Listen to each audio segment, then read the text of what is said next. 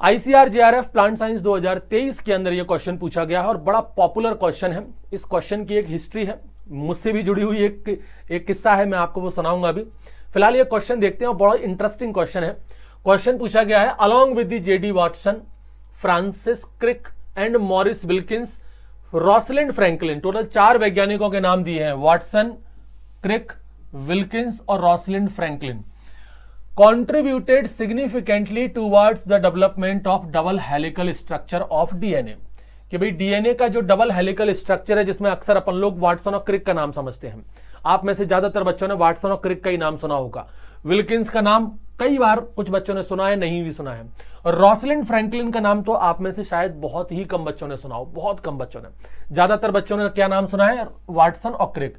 कि भाई double helix structure जो है वो किसने दिया था? वाटसन और क्रिक ने दिया था। लेकिन वाटसन और क्रिक के अलावा भी 2 वैज्ञानिक और थे, विल्किंस और रोसलिंड फ्रैंकलिन। ये रोसलिंड फ्रैंकलिन ही आज के इस क्वेश्चन का मेन पॉइंट ऑफ अट्रैक्शन है। कमाल की बात पता है क्या है? और जो आश्चर्य की बात है, ये एक फीमेल है, बाकी के सब मेल साइंटिस्ट हैं। इसमें आश्चर्य वाली बात मैं इसलिए कह रहा हूं क्योंकि अपने हिस्ट्री के पॉइंट जब भी हम पढ़ते हैं उसमें फीमेल कंट्रीब्यूशन बहुत कम देखने को मिलता है। खास करके साइंस की जब हम बात करते हैं तो अक्सर आप देखोगे इलेक्ट्रॉन की डिस्कवरी, इसकी डिस्कवरी, प्रोटॉन की डिस्कवरी, इस केमिकल की डिस्कवरी, जीन की डिस्कवरी, उसकी डिस्कवरी, इसकी डिस्कवरी, मैक्सिमम जो है वो मेल साइंटिस्ट के द्वारा है। फीमेल साइंटिस्ट का कंट्रीब्यूशन बहुत कम है। यहां पर ले देकर के एक फीमेल थी, रोसलिंड फ्रैंकलिन, उनको भी प्रॉपर कंट्रीब्यूशन दिया नहीं गया, लेकिन इनका कंट्रीब्यूशन था। डीएनए के डबल हेलिक्स स्ट्रक्चर में इनका कंट्रीब्यूशन था। अब बात यहां पर क्या बताई गई कि ऑल, सभी को, लेकिन रोसलिंड फ्रैंकलिन को यहां पर नोबेल प्राइज नहीं दिया गया। वाज नॉट, जरूर लगा लेना, was not awarded with the Nobel prize. 4 वैज्ञानिक थे, डबल हेलिक्स स्ट्रक्चर में चारों का योगदान था। मैं तो कहूंगा सबसे ज्यादा योगदान रोसलिंड फ्रैंकलिन का ही था, लेकिन उनको नोबेल प्राइज नहीं मिला। बाकी के इन तीनों को नोबेल प्राइज मिला। कौन कौन? वाटसन को भी, क्रिक को भी और विल्किंस को भी। रोसलिंड फ्रैंकलिन को नोबेल प्राइज नहीं मिला। उसके पीछे का कारण पूछा गया, the reason for not awarding the Nobel prize to the Rosalind Franklin, कि रोसलिंड फ्रैंकलिन को नोबेल प्राइज क्यों नहीं दिया गया। 4 वजह यहां पर पूछी गई है, मतलब 4 ऑप्शन दिए गए हैं। पहला है, she was too young for the award. ये कोई बात नहीं होती भाई, कोई कितना भी जवान हो उससे क्या मतलब है, अगर डिस्कवरी की है तो अवार्ड मिलना चाहिए। पहला ऑप्शन सही नहीं है। दूसरा बोला गया है, her research paper was not published in a high impact factor related journal. इसका भी कोई तर्क नहीं बनता है। ये क्या बात हुई कि high impact factor related journal में ही आपकी रिसर्च होगी तभी आपको कुछ अवार्ड वगैरह दिया जाएगा? ऐसा भी कुछ नहीं होता।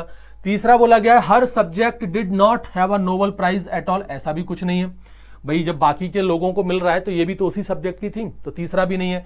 बचता है 4th, जिसमें बोला गया है, she died before the result of Nobel prize award for that year was declared. यानी कि जिस ईयर में नोबेल प्राइज अवार्ड डिक्लेयर किया गया था उससे पहले ही इनकी मृत्यु हो चुकी थी। ये एकदम सही है। नोबेल प्राइज में कंडीशन भी यही है कि अगर नोबेल प्राइज आपको पाना है तो उसके लिए आपका जीवित होना जरूरी है। इवन मान लीजिए कल आपको नोबेल प्राइज मिलने वाला हो और 1 दिन पहले ही आपकी डेथ हो जाए तो आपको नोबेल प्राइज नहीं मिलेगा। नोबेल प्राइज सिर्फ जीवित लोगों को ही मिलता है। अब ये उनकी कंडीशन है, इससे हमें कोई लेना देना नहीं है। यहां पर भी वही था, ये चारों लोग में से जो रोसलिंड फ्रैंकलिन थी, इनकी मृत्यु हो गई थी 1958 में। कैंसर की वजह से इनकी डेथ हो गई थी, जिस वजह से इनको नोबेल प्राइज नहीं दिया गया। अब और भी बहुत सारी कहानियां हैं, और भी अच्छी अच्छी कहानियां इनके बारे में निकल करके आती हैं। कुछ कहानियां थोड़ी कंट्रोवर्शियल भी हैं, कुछ लोग इस पर गलत भी बोल सकते हैं, कुछ सही भी बोलते हैं। अलग अलग लिटरेचर में अलग अलग बातें बताई गई हैं। तो वो क्या बातें हैं, थोड़ा सा उसके ऊपर चर्चा करते हैं। देखो, डीएनए की जब भी हम बात करते हैं तो डीएनए का जो डबल हेलिकल स्ट्रक्चर है वो सबसे ज्यादा पॉपुलर है। डबल हेलिकल स्ट्रक्चर जो किसने दिया था? वाटसन और क्रिक ने दिया था। एक क्वेश्चन तो सबसे पॉपुलर यही पूछा जाता है, कई एग्जाम में पूछा गया है कि डीएनए का डबल हेलिक्स मॉडल जो है वो किसने दिया था? तो वो दिया था वाटसन एंड क्रिक ने। और कब दिया था, इस पर भी क्वेश्चन पूछा जाता है, तो वो दिया था 1953 में। 1953 में वाटसन और क्रिक ने डीएनए का डबल हेलिकल स्ट्रक्चर दिया था। इनका जो डबल हेलिकल स्ट्रक्चर था वो कई सारी इंफॉर्मेशन, मतलब अलग अलग वैज्ञानिकों की रिसर्च से इंफॉर्मेशन कलेक्ट की थी, उस बेसिस पर था। आपने एक नाम सुना होगा, चारगफ रूल। तो जो वैज्ञानिक थे चारगफ रूल्स, यहां से इंफॉर्मेशन इन्होंने कलेक्ट की। और अभी जो मैंने आपको बताया था मॉरिस विल्किंस से इन्होंने इंफॉर्मेशन ली, ठीक है। और फ्रैंकलिन, जिनके बारे में अपन चर्चा कर रहे हैं, फ्रैंकलिन, इनसे भी कुछ इंफॉर्मेशन ली, जबकि मैंने अभी थोड़ी देर पहले कहा कि सबसे ज्यादा कंट्रीब्यूशन, सबसे बड़ा contribution DNA double helix model में अगर किसी का है तो वो फ्रैंकलिन का ही है। क्यों है भाई? फ्रैंकलिन ने ना 1951 में एक गजब का काम कर दिया। इन्होंने डीएनए का फोटोग्राफ निकाल दिया एक्सरे टेक्निक की मदद से, बाय एक्सरे डिफ्रैक्शन टेक्निक जो है उसकी मदद से डीएनए का एक फोटो निकाल लिया इन्होंने, जिसमें क्लियरली विजिबल हो रहा था कि डीएनए डबल हेलिकल स्ट्रक्चर है। मतलब वाटसन और क्रिक ने जो बहुत सारी पॉइंट्स बताए हैं अपने हेलिक्स मॉडल में, उनमें से काफी सारे पॉइंट्स तो ये फ्रैंकलिन ने ही बता दिए थे। और उन्होंने जो फोटो निकाला था वो फोटो आज भी इंटरनेट पर अवेलेबल है। उस फोटो का नाम है फोटो 51।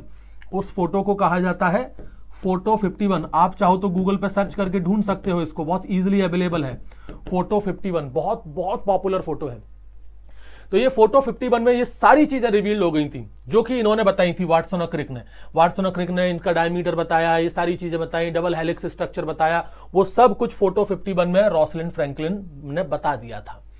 अब यहां पर कुछ लिटरेचर्स ये कहते हैं कि जो विल्किंस थे वो यहां पर थोड़ा सा गेम खेल गए। विल्किंस ने क्या किया, अब उसी समय देखो ये 1951 की ही बात है और 1953 में तो वाटसन और क्रिक ने अपना मॉडल दे ही दिया था डबल हेलिक्स मॉडल का, यानी कि वाटसन और क्रिक भी डीएनए के ऊपर ही काम कर रहे थे। विल्किंस बताया जाता है कि वाटसन और क्रिक के परिचित, दोस्त वगैरह जो भी आप कह सकते हो, और ऐसा कहा जाता है कुछ लिटरेचर्स में कि विल्किंस की लेबोरेटरी में रोसलिंड फ्रैंकलिन वर्क कर रही थी।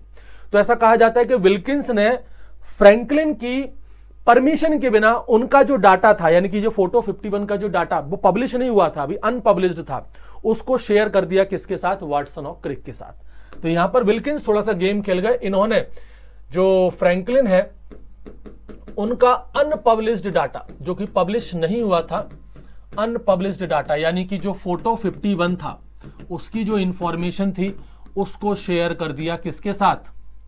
Shared to the Watson and Crick के साथ। यहां से थोड़ा सा गेम हो जाता है बस।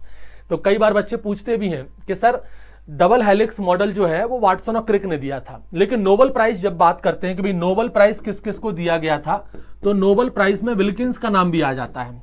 इस चीज को आपने कभी नोटिस किया है? क्यों नहीं किया? अगर किया है तो अच्छी बात है, और नहीं किया तो क्यों नहीं किया? अगर साइंस के स्टूडेंट थोड़ा इन सब चीजों को सोचो कि भाई डबल हेलिक्स मॉडल में अपन हमेशा वाटसन और क्रिक का नाम पढ़ते हैं, लेकिन जब नोबेल प्राइज की बात आती है तो उसमें वाटसन भी है, क्रिक भी है, और एक नाम और है विल्किंस, इनका नाम भी आता है। तो ये विल्किंस कौन है? विल्किंस कहां से आ गए?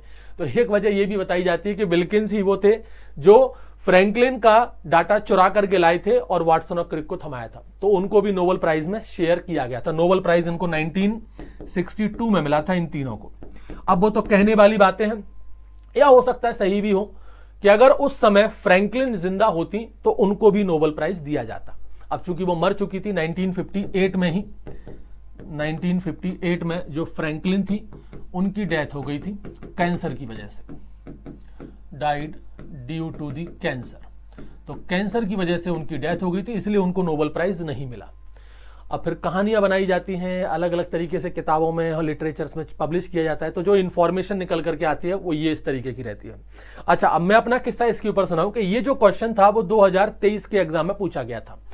2022 में मैंने यही सारी बातें बताई थी। अब चूंकि मैं एक टीचर हूं तो टीचर थोड़ा सा अपने तरीके से पढ़ाता है, तो मैंने भी इसको प्रॉपर एक कहानी बना करके समझाया। एक बच्चे ने बाद में मुझे कॉल किया कि सर आपने आज जो क्लास में पढ़ाया है कि रोसलिंड फ्रैंकलिन थी, उन्होंने डीएनए का ये सब कुछ बताया था, विल्किंस ने चोरी करके उनके डाटा को वाटसन और क्रिक को दे दिया था, ये क्या बता रहे हो सर? ऐसा थोड़ी ना हुआ होगा, ऐसा थोड़ी ना कुछ होता है, ये क्या बातें हुई, ऐसी कोई क्वेश्चन पूछे जाते हैं क्या? तो मैंने उससे यही कहा, बेटा क्वेश्चन पूछा जाए या ना पूछा जाए, लेकिन हिस्ट्री के पॉइंट्स हैं, आपको पता होना चाहिए। लेकिन सर ये क्या बात हुई, ये तो सर कुछ हजम नहीं हो रहा है कि ये क्या बात हुई, मतलब रोसलिंड फ्रैंकलिन ने डाटा किया और डिस्कवरी की और विल्किंस चोरी करके ले गया, ये कुछ हजम नहीं हो रहा है, ये ऐसा लग रहा है कि आप अपनी मनगढ़ंत बातें बता रहे हो। तो उसने मुझसे कहा कि सर आप मनगढ़ंत बातें बता रहे हो। मैंने कहा बेटा आपको मनगढ़ंत लग रही है, आप मत पढ़ो इसको, आप अवॉइड करो। आप ये सोचो कि सर ने एक कहानी सुनाई थी, मैंने इस कान से सुनी, उस कान से निकाल दी। आप यकीन नहीं करोगे, 2022 के बैच में मैंने ये पढ़ाया था और 2023 में ये क्वेश्चन पूछ लिया गया। और जब ये क्वेश्चन आया तो उसी बच्चे ने मुझे फिर से कॉल लगाया और कहा सॉरी सर, मुझे यकीन नहीं था कि इसके ऊपर क्वेश्चन आ सकता है, और देखो वही क्वेश्चन पूछा गया था। सेम टू सेम वही क्वेश्चन पूछा गया था जो बातें मैंने क्लास के अंदर बताई थी। तो एक किस्सा मेरा ये जुड़ा हुआ है। तो मेरे पास कहने का मतलब यही है कि आपका टीचर जब भी आपको कुछ भी पढ़ा रहा है ना, तो उस पर विश्वास किया करो, क्योंकि और ये मत सोचा करो कि ये तो क्या पॉइंट हुआ, इसके ऊपर क्या ही क्वेश्चन बनेगा। क्वेश्चन कहीं से भी बन सकता है। हिस्ट्री का कोई भी फैक्ट हो, कोई भी बातें हो जो सुनने में थोड़ी सी काल्पनिक लग रही हो, कुछ बच्चों को ये काल्पनिक लगती हैं कि रोसलिन फ्रैंकलिन ने डिस्कवरी की, रोसलिन फ्रैंकलिन ने ही मेहनत की, विल्किंस डाटा चोरी करके वाटसन और क्रिक को थमा दिए, ऐसी बातें थोड़ी सुनने में ऑड लगती हैं। लेकिन क्वेश्चन तो क्वेश्चन होता है, पूछ लिया तो पूछ लिया भाई, इस पर क्वेश्चन पूछ लिया उन्होंने।